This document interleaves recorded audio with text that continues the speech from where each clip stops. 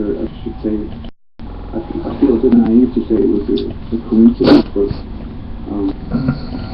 yeah, I kind of went back to my adolescence and you know, films and music that I kind of, that were my introduction to rock and roll music and Hollywood and cinema, and you know, so it was kind of, yeah, it was kind of, it felt like a full circle of you know, being inspired by these things again, and all of a sudden being curious about the Doors again, or like Chinatown, you know, Plenty Times or something like that.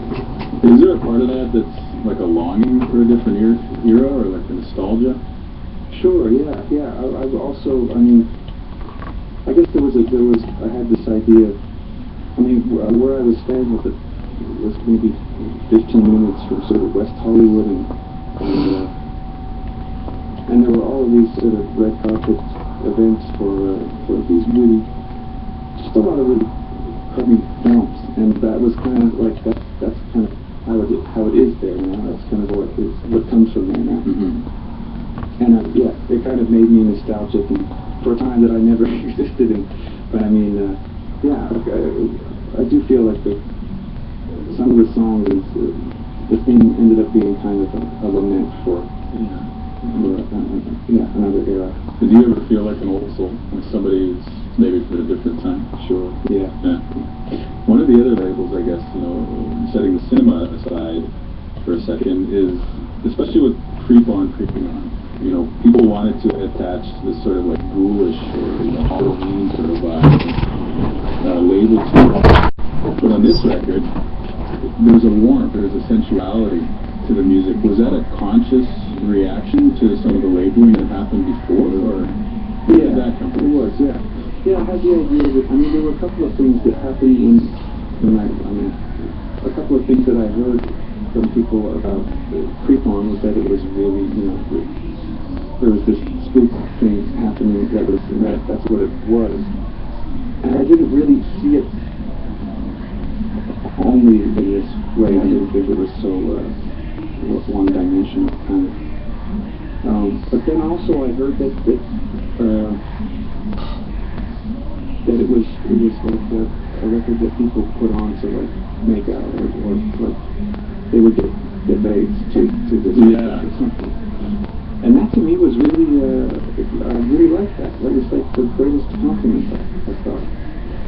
And so that was something that I kind of just thought, it never occurred to me before that it was. So then did you consciously try and go down that direction more? Yeah, I thought it, yeah. I can definitely hear that, especially on songs like the title track, you know, Hot Dreams. Yeah, it just seemed exciting to me and interesting to me, the channel sort of soul, more soul, R&B music, and that I could possibly own that with this film. Alright, well, I want to make sure that we have time for one more song, so maybe you could step back in the position and we can get to another tune, but thanks for speaking to me. It's a great record. I really appreciate you coming in. So, once again, Timber Tamber is going to be performing from this new record, Hot Dreams, and they're getting ready now to perform the song Bring Me Simple Men. This is Timber Tamber live in Studio Q.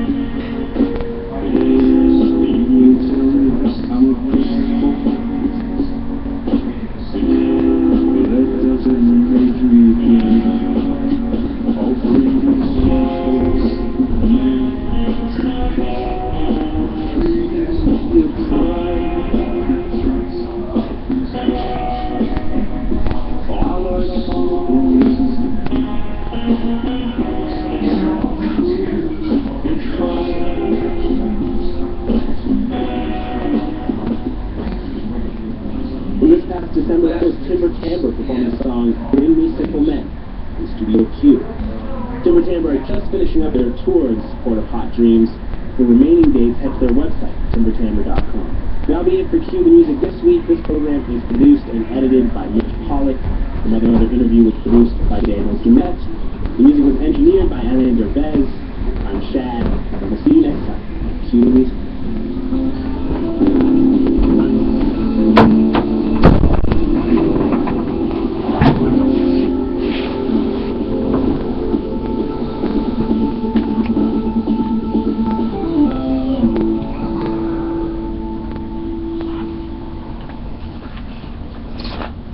UTC Music, Canada's free online music service with over 50 web radio stations. Indie, singer-songwriter,